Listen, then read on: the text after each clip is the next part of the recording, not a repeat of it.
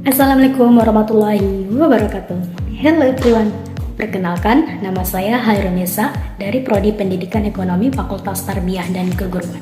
Baiklah, di sini saya akan membahas tentang bagaimana strategi pemasaran yang digerakkan oleh pelanggan bila kita menjadi seorang. Tonton videonya sampai habis ya.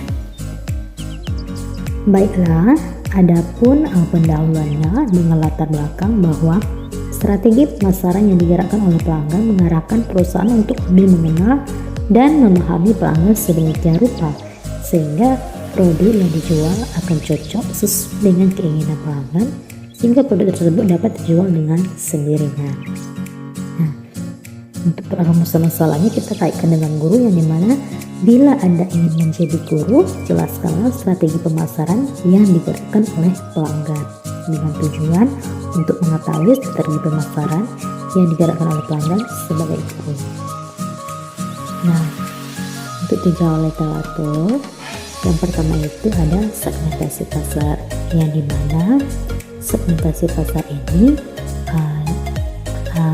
ada 3. Yang pertama itu segmentasi geografis, yaitu pasar dibagi seperti negara, wilayah, kabupaten.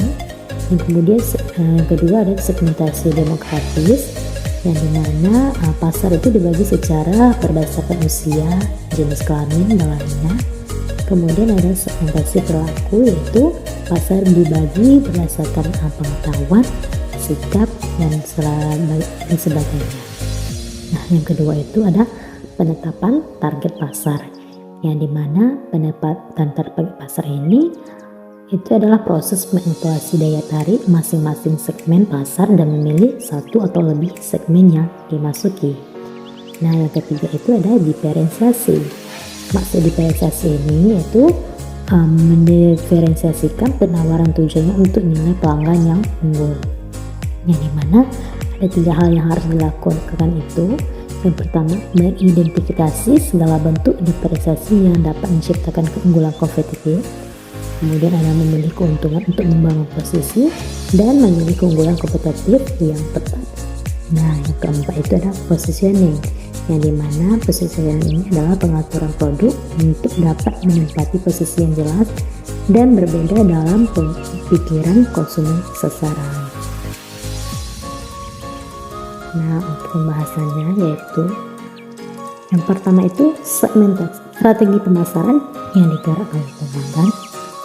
Itu adalah segmentasi pasar sebagai guru. Maksudnya itu seperti ini kan saya akan mencari dan melihat sekolah mana yang membutuhkan guru ekonomi, karena di sini posisi saya adalah calon guru ekonomi, atau sekolah mana yang kekurangan guru ekonomi yang membutuhkan guru ekonomi. Nah, di sini nanti yang akan diajarkan itu sesuai dengan kemampuan atau skill kualitas diri yang saya miliki. Kemudian ada itu penetapan target pasar, tentunya adalah yang di sini adalah SMA atau SMK, karena nantinya saya akan menjadi lulusan S1 pendidikan ekonomi. Yang pendidikan ekonomi ini pastinya hanya ada pada SMA dan SMK, baik itu negeri maupun itu swasta. Nah, yang ketiga itu adalah diferensiasi, yang dimana maka itu akan menjadi pembeda. Nantinya saya akan bersaing dengan guru-guru lainnya, yang dimana nanti mereka akan memiliki kemampuan itu kelebihan yang berbeda. Nah, ini itulah yang saya akan tawarkan, menjadi menawarkan pada sekolah yang akan saya lamar, seperti memperhatikan kemampuan atau skill yang saya miliki.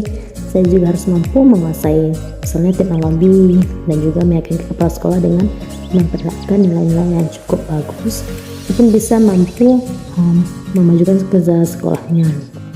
Dan yang terakhir itu adalah positioning.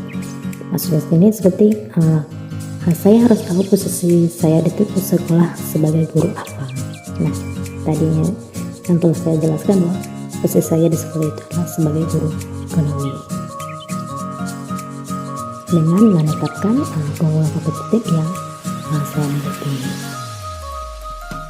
Nah, untuk penutupnya, untuk kesimpulannya itu strategi pemasaran yang dengan pelanggan itu sangat penting bagi mesin perusahaan, bagi itu juga sebab Dengan adanya sektor besar ini, perusahaan dapat memilih pelanggan mana yang akan dilayani dan memutuskan proporsi nilai yang dapat melayani pelanggan seseorang dengan sangat baik.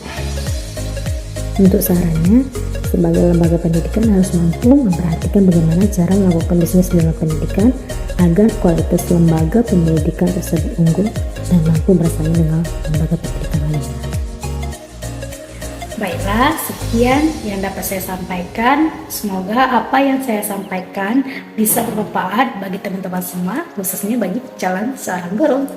Terima kasih. Assalamualaikum warahmatullahi wabarakatuh.